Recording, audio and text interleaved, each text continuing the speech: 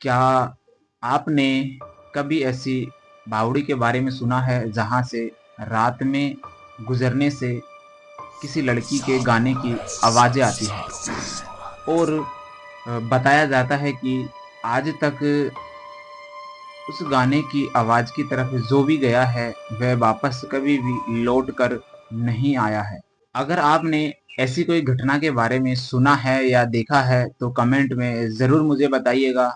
और अगर अभी तक नहीं देखा तो इस वीडियो में अंत तक ज़रूर बने रहिएगा। ये वीडियो के अंत में कुछ ऐसी बातें जो आपको सोचने के लिए मजबूर कर देंगी। दोस्तों, मैं शैलेश कुमार आपको ईश्वर शक्ति के चमत्कार और रोचक कहानियां आपके इस चैनल पे सुनाता रहता हूं। फिलहाल चैनल का इंट्रो, उसके बाद कहानी शुरू करते हैं। जाइएगा कहीं नहीं, वीडियो में अंत तक जरूर बने रहिएगा।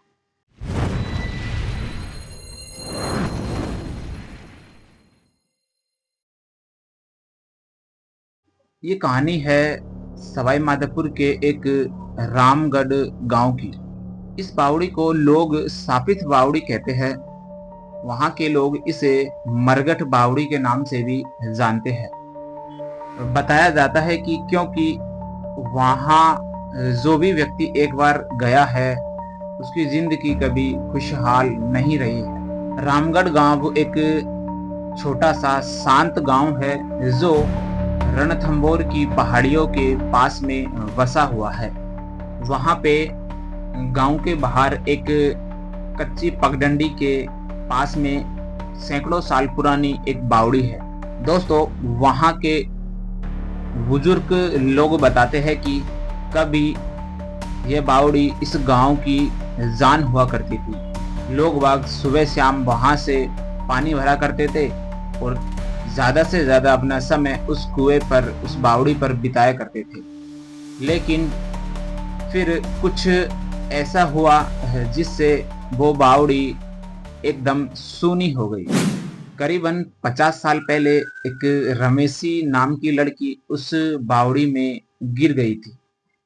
वहां के कुछ लोगों का कहना है कि उसने खुद छलांग लगाई थी और कुछ लोग कहते हैं कि उसे किसी ने धक्का दिया गया था।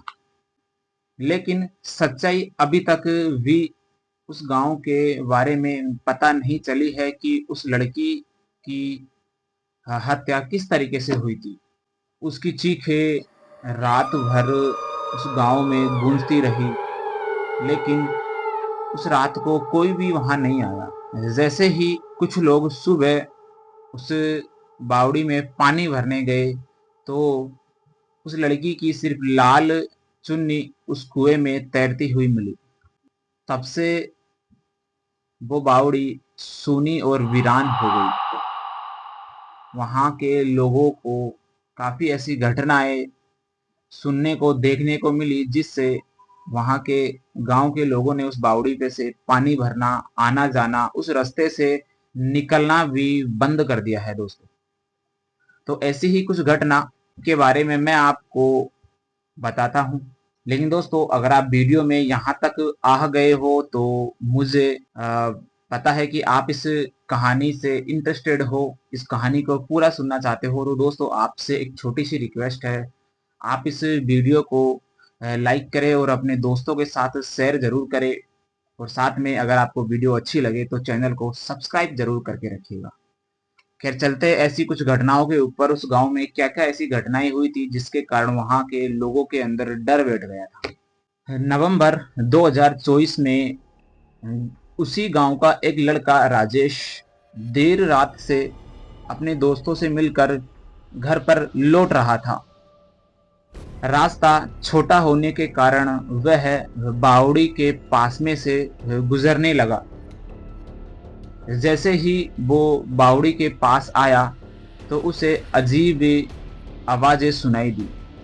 आवाज कुछ ऐसी सुनाई दी कि मानो कोई लड़की गाना गा रही हो, गुनगुना रही हो, वो भी अजीबे अजीबे आवाज में। जैसे ही राजेश ने पीछे मुड़ के देखा तो उसे कुछ भी नहीं दिखाई दिया।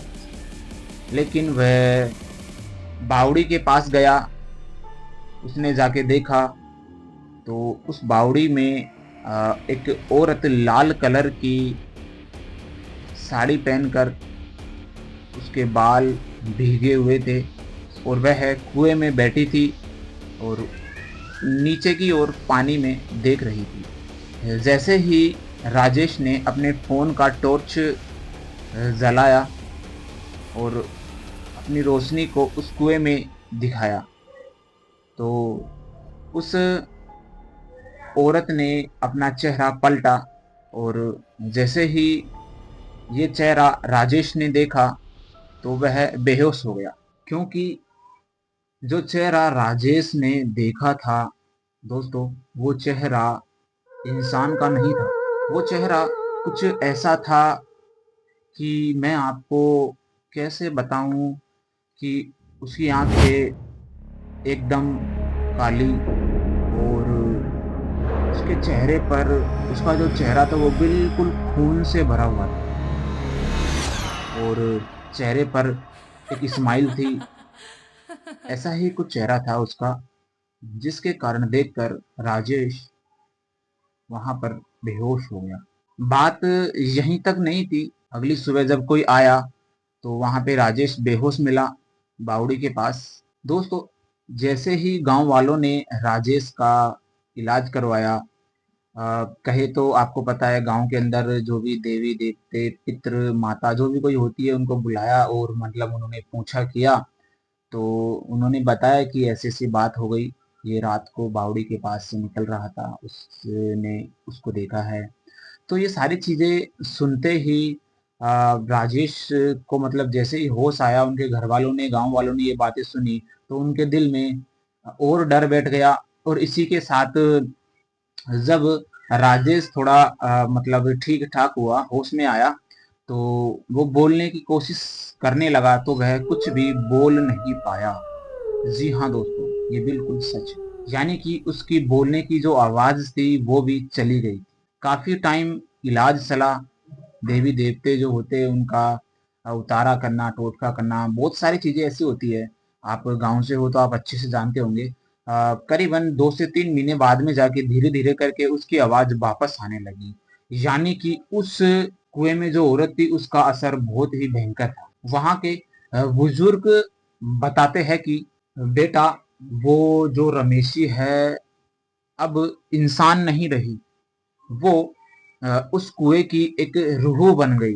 कहे तो एक बड़ी आत्मा, अ, जिसको चुड़ैल भी बोलते हैं। ऐसा ही कुछ गांव वालों ने उसके बारे में कहा कि वो बड़ी आत्मा रूह बन गई। यानी कि जो भी उस बावड़ी के पास में से कोई निकलता है तो वह अकेले में उसे बुलाती है और उसके ऊपर मतलब वो सब कुछ कर देती है, जिससे वो जिंदा भी ना बचने की कोशिश हो।